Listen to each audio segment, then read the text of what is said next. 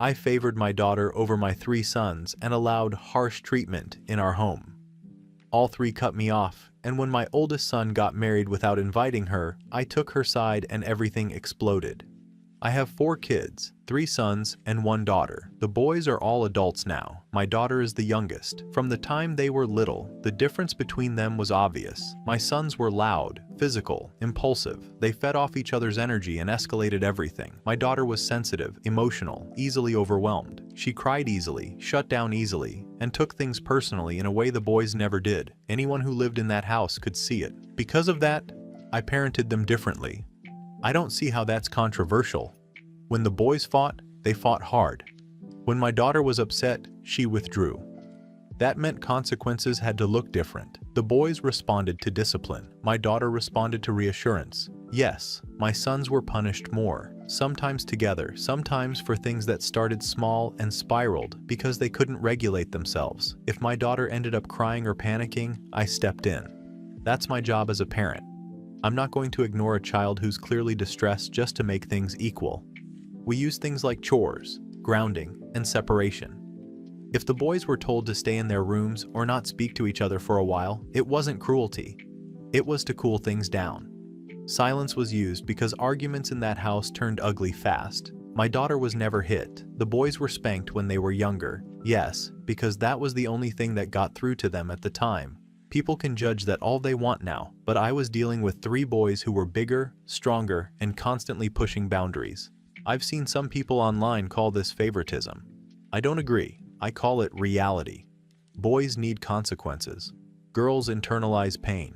Treating them exactly the same would have been lazy parenting. As they got older, things didn't improve. My sons started seeing themselves as victims. Every argument turned into, "You always take her side." Every punishment became proof in their minds that they were somehow oppressed. I didn't coddle that mindset. I told them life isn't fair and families don't revolve around hurt egos. One by one, they moved out, and one by one, they stopped calling. No big blow-up, no final argument, just distance. Holidays became excuses, birthdays became texts, then nothing. I didn't chase them. I don't believe in begging grown men to be part of a family they clearly resent. My daughter, on the other hand, became more anxious as they left. She blamed herself. She worried they hated her. I reassured her because that's what a mother does. Everything finally came to a head this year when my oldest son got married. I didn't know he was engaged. I didn't know there was a date. I found out through photos someone tagged online. A small wedding apparently. New wife, smiling faces, no mother, no sister. I was shocked. But what hurt more was seeing that my daughter wasn't there. He didn't just exclude me. He excluded her. On purpose. When I confronted him, he was cold, detached. He said it was simpler this way and that he didn't want drama. I asked him directly why his sister wasn't invited and he refused to explain. That told me everything I needed to know. My daughter was devastated. She cried the entire drive home after seeing the pictures. She kept asking what she did wrong. I couldn't answer that because frankly, she didn't do anything. I drove to his house unannounced. I wanted to talk face to face like adults. He wouldn't let us in. He stood in the doorway and told us to leave. His wife didn't even come out. That was the moment I decided I wasn't going to sit quietly anymore. I've supported my sons financially when they needed it, helped with school, helped with rent when they were younger. I've been painted as this monster when all I did was try to raise functional adults. If my oldest wants to erase his sister and treat her like an inconvenience, I don't see why I should continue supporting him in any way. I've told family members exactly what happened. Some of them think I should let it go. Others think his wife is influencing him. All I know is that my daughter was deliberately hurt, and I won't apologize for standing up for her. Am I wrong for cutting him off financially after this? Update 1. I didn't expect the reaction my original post got. I know people on Reddit tend to jump to extremes, but I honestly thought there would be more balance. Instead, I'm being told I'm abusive, controlling, and that my sons escaped me, which feels dramatic and unfair.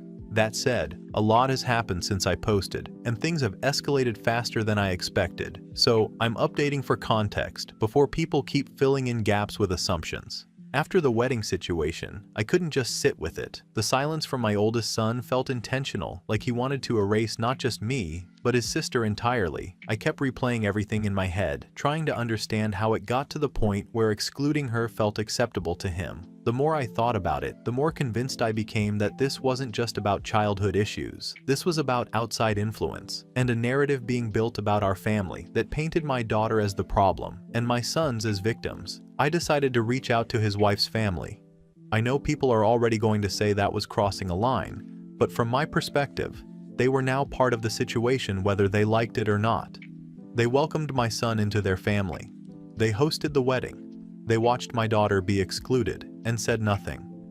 I sent a long email explaining our family history, how my daughter struggled emotionally growing up, and how my sons could be aggressive and dismissive toward her. I included screenshots of old messages and arguments to show patterns of behavior. Nothing was taken out of context. It was proof. I didn't accuse anyone directly.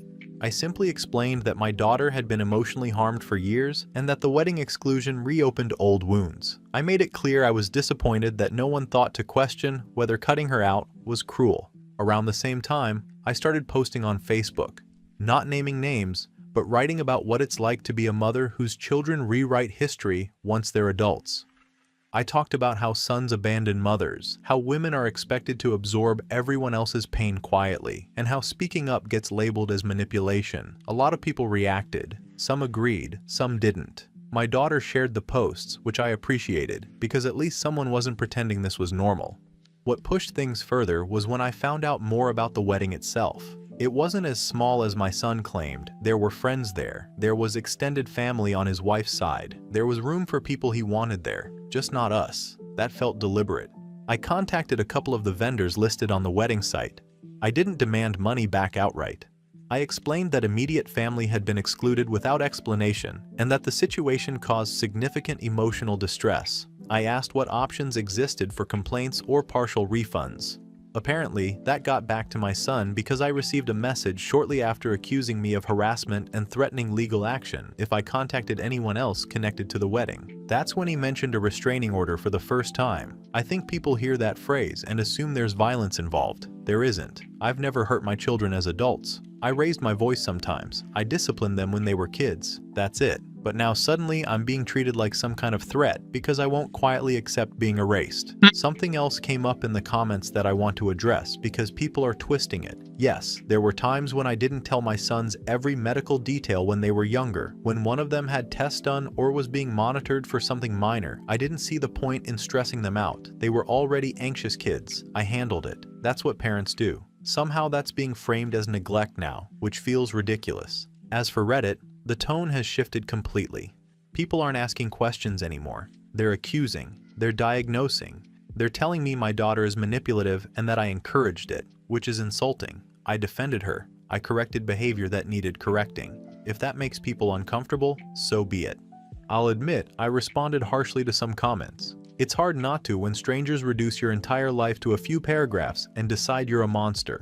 I didn't come here to be insulted. I came here to ask if I was wrong for standing by my daughter when she was clearly hurt. At this point, my oldest son has stopped responding entirely. I'm blocked. His wife has blocked me as well. Family members are choosing sides, and it's becoming clear who believes the version of events where I'm the villain and who remembers what things were actually like in that house. I still don't think cutting us out of his wedding was justified, and I don't think staying silent would have fixed anything. If defending my daughter publicly makes people uncomfortable, that says more about them than me. More has come out since then, especially about what my sons have been saying behind my back, but that's a whole other issue.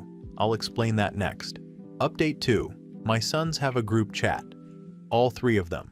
The name of it is taken from a phrase I used when they were younger, during discipline. It was something I said when things were getting out of control and they needed to stop escalating. To them, apparently, it's a symbol. They've turned it into a joke, a badge of survival. That alone should tell you how distorted their perspective is. What bothered me more was what they've been sharing in that chat. Old emails, voice recordings, notes they wrote as teenagers, things taken completely out of context and presented as evidence of abuse. Normal parenting moments turned into horror stories. Decisions made under stress, reframed as calculated cruelty. I'm being dissected by my own children like I'm a case study. They've even involved their spouses and friends, which explains a lot about why conversations suddenly feel rehearsed and why I'm being spoken to like a defendant instead of a mother. I called it revisionist history because that's exactly what it is. They're adults now, with adult language and adult resentment, projecting that back onto a childhood that was far more complicated than they're willing to admit. None of them mention how chaotic they were together. None of them mention how often my daughter was overwhelmed or frightened. They've erased her completely from their narrative, except as a prop. That part became clearer when my daughter and I talked more openly about the past. She admitted things that people here are already twisting in the worst way possible. Yes, she sometimes asked me to step in. Yes, she told me when something felt unfair or when she felt targeted. Sometimes she exaggerated because she didn't have the words to explain what she was feeling. Sometimes she panicked and said things she didn't fully mean. That's what anxious kids do. There were moments where she told me she didn't feel safe emotionally and that if nothing changed, she didn't know how she'd cope. People are calling that manipulation. I call it a child crying for help. I wasn't going to ignore that just to keep my sons comfortable. One specific incident keeps being brought up, so I'll address it myself. Years ago, there was a school event where my sons had embarrassed my daughter publicly. Teachers were involved, other parents were watching. I made them apologize to her in front of everyone, not to humiliate them, but to correct behavior in the same space where it happened. Accountability doesn't work if it's hidden. I stand by that. It taught them that actions have consequences beyond the home. Extended family doesn't see it that way anymore.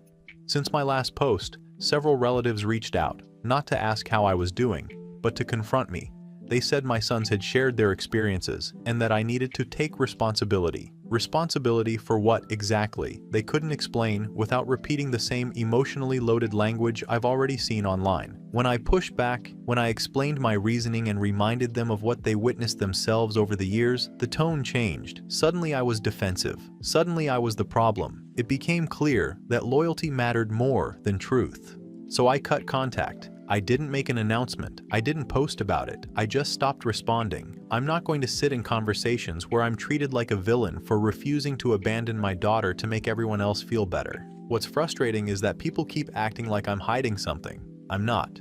I'm being honest about what happened in my house. I'm just not willing to accept the version where everything was abuse and nothing was context.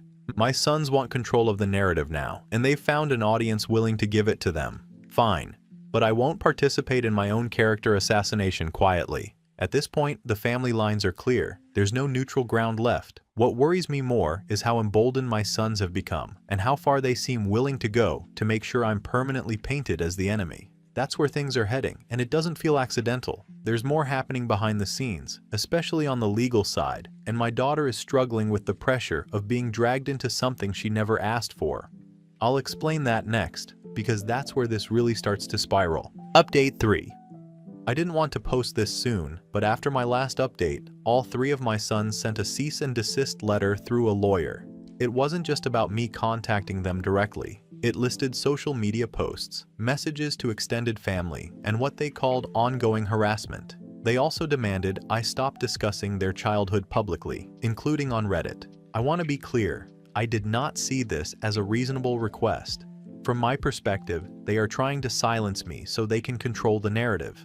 Everything I've shared is my lived experience as their mother. I'm not inventing things. I'm explaining context that they refuse to acknowledge. I responded through my own attorney. I told them that cutting off a parent without cause can be considered abandonment later in life, and that I would not hesitate to explore legal options if they continued to erase me. I also warned them that if they kept portraying themselves as victims, I would be forced to clarify certain incidents from their childhood that they would rather keep private.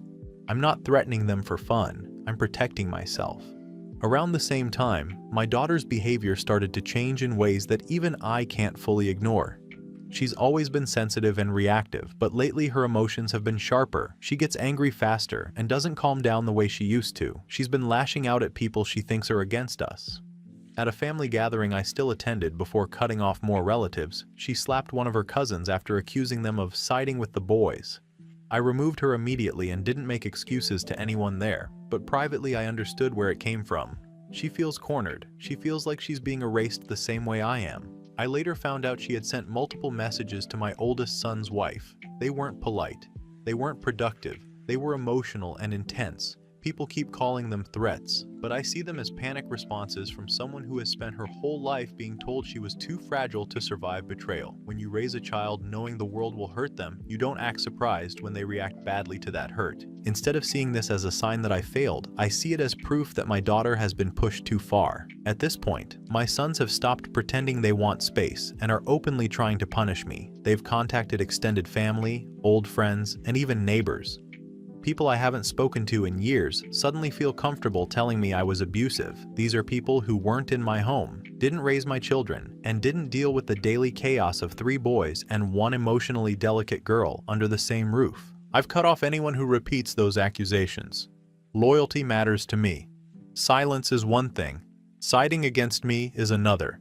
Because of all this, I made a decision people are going to hate. I changed my will. Everything I own will now go to my daughter. The house, my savings, personal items, everything.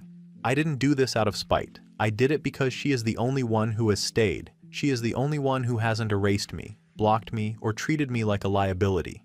I sent copies of the updated will to my sons so there would be no confusion later. I told them it was for closure, not punishment. They made their choices. I made mine. Their reaction was exactly what you'd expect. More accusations, more talk of control and manipulation. Not one of them asked how I was doing or whether I felt safe. Not one of them acknowledged the years I spent holding this family together while everyone else pulled away. Since then, the comments here have turned almost completely against me. I've been called names I won't repeat. People keep using words like abuse and control as if discipline and structure are crimes. There is a final update. About 2 weeks ago, I came home and realized my daughter wasn't there. At first, I didn't panic. She's an adult and has stayed with friends before when things felt overwhelming. What was different was that she hadn't told me, hadn't left a note, and wasn't answering her phone. By the next morning, I knew something was wrong. Her room was stripped down to almost nothing. Clothes gone, personal items gone, things she'd always kept close, even during arguments, gone. The only thing left behind was a single envelope on the kitchen counter with my name on it. I won't share the letter word for word. I'm not doing that to her or myself, but I will explain what it said because people keep assuming she was taken from me or manipulated. She wasn't. The letter wasn't emotional in the way I expected. There were no apologies, no blame directed outward. It was calm, almost clinical, which somehow made it worse. She wrote that she was cutting contact completely and that she didn't want me to look for her or try to explain myself again. She said she was never as fragile as I believed, that she learned early on that being delicate gave her protection, attention, and control.